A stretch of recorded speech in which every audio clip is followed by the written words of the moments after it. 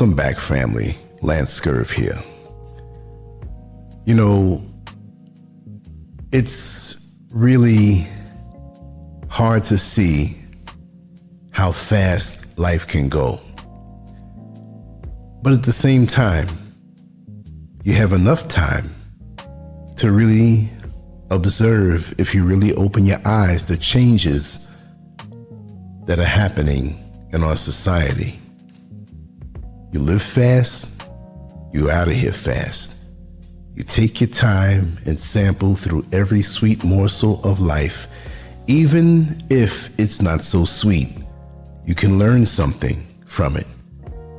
And more, each passing day, I tally up the scorecard of my life, and I'm surprised to see things that I never saw before.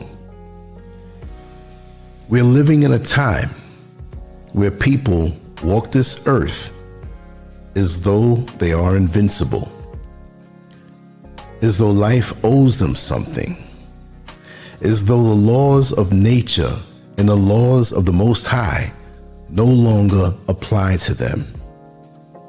There was a time, not too long ago, when people understood the fragility of life. We used to wake up grateful just to see another sunrise. We used to value a simple meal, a peaceful moment, a loving family, and a clear conscience. Today, people live loud, reckless, and without remorse.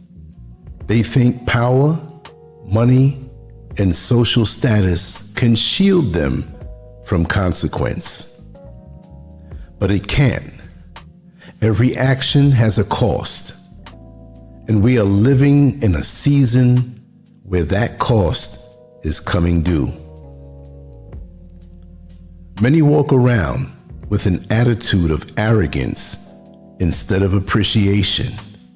They confuse comfort with righteousness. They live for pleasure instead of purpose. And because of that, our society is falling into a deep spiritual sickness. In trying to make life easier, we have made ourselves weaker. In chasing fame, we have lost our identity. In abandoning morals, we have also abandoned peace. There is not just a problem somewhere out there. It is happening in our neighborhoods, our homes, and especially in our own minds and hearts. When you take life for granted, you become numb to the blessings around you. You stop appreciating health until you get sick. You stop appreciating peace until chaos enters your life.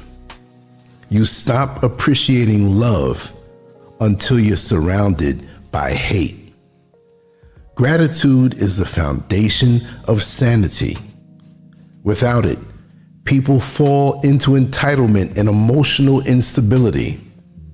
This is why so many, especially in modern Western societies, seem to have everything on the outside and nothing, absolutely nothing, on the inside. The truth is, when you do right in life, your days may feel long, fulfilling, and full of meaning. When you live in chaos, your days pass in confusion, leaving you empty and searching for escape. People today are drowning in depression, addiction, and anxiety, not because life is harder, but because they have abandoned the very principles that make life worth living. We have entered a culture of me, me, me. People don't want to serve. They want to be served.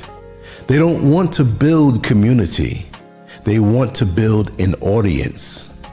Every moment is a performance. Every interaction is a transaction. The goal is not to be a better person. It is to be a more noticeable one. This sickness has especially hit the Black community very hard. We once survived by unity. We once built our strength through family, moral discipline, spiritual grounding, and a shared code of respect.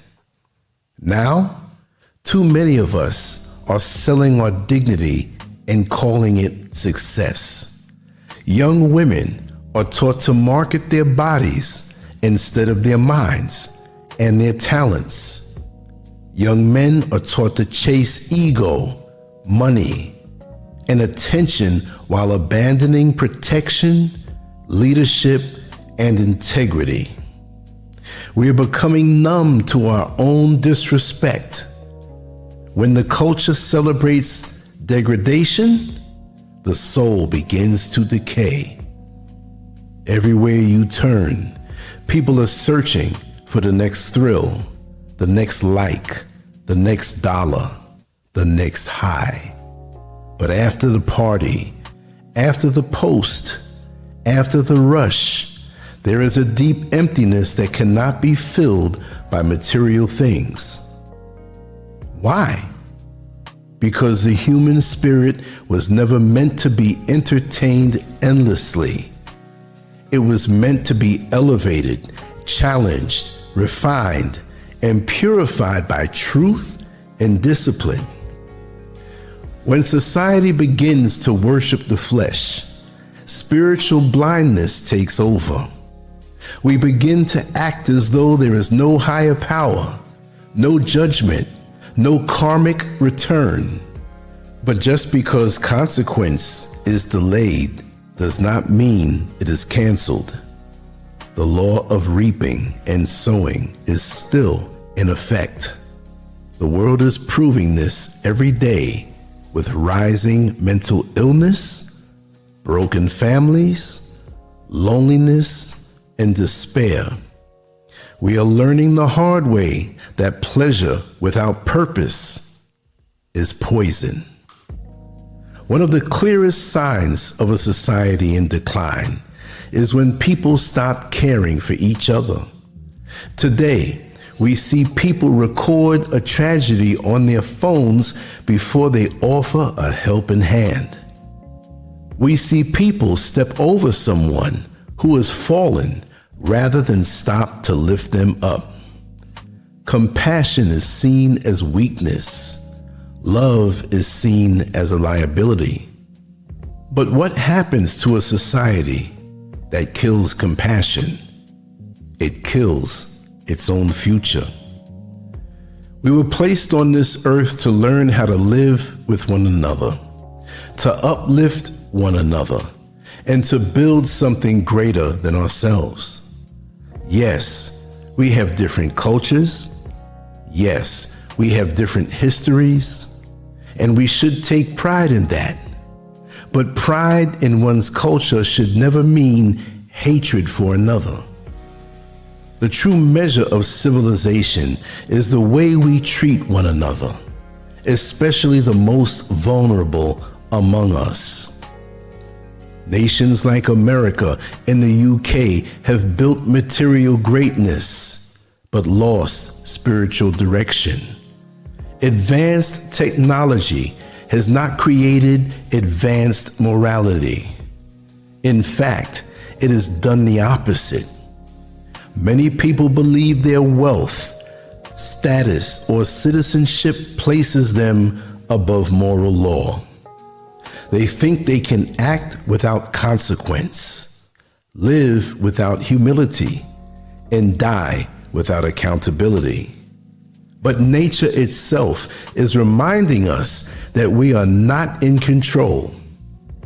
Disease, disaster, economic collapse, and social decay are signs that we have turned away from balance. Life is fragile. Breath is a gift. Time is not promised. We are not here to simply consume. We are here to contribute. We are not here to dominate each other. We are here to develop one another. The arrogance of humanity is reaching its peak, and history shows that every empire built on pride eventually falls. We are at the edge right now. But it doesn't have to end in destruction. The answer is not political or technological. The answer is spiritual and moral. It is a return to gratitude, humility, self-respect, and respect for others. It is choosing to live a life that matters beyond the moment, a life of purpose, love, self-control, and integrity. We must ask ourselves, what kind of world are we building? What kind of legacy are we leaving? If we continue on this path of arrogance, selfishness, and moral decay, the consequences will be very, very severe, not only collectively, but personally. But if we return to truth, embrace humility, and start living with gratitude and purpose, then our days will be long, not just in number, but in meaning. Remember, life is fragile, life is sacred, and life is calling us to wake up before it's too late. Thank you very much for listening. Let me know what you think about this piece. LanceScurv out. Much love to you all. Peace.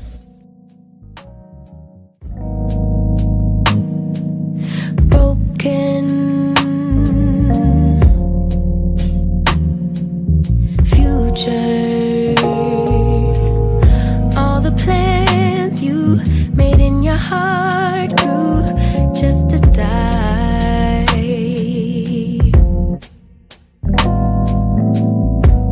And now your damaged goods, damage should have never been. Thought you were bulletproof, look at you, what happened? Did she hurt you? Are you okay, baby? Everyone gets hurt, that's how we learn to make love work.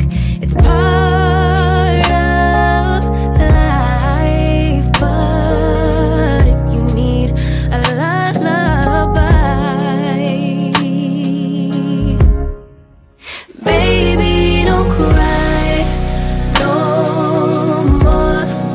Just let her walk out your door.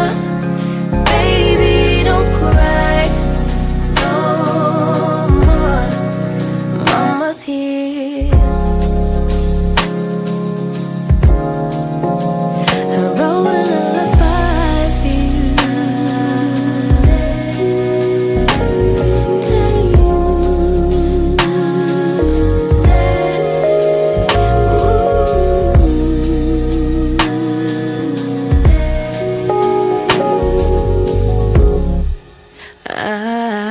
Yeah.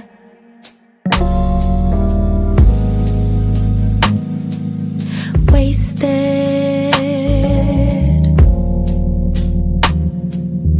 loving all the nights I spent wondering why we couldn't be. Ooh. And now that you're alone, you're on my phone, running game. But maybe, baby, when it settles in that you're to blame, we could move on, pick up where we went wrong.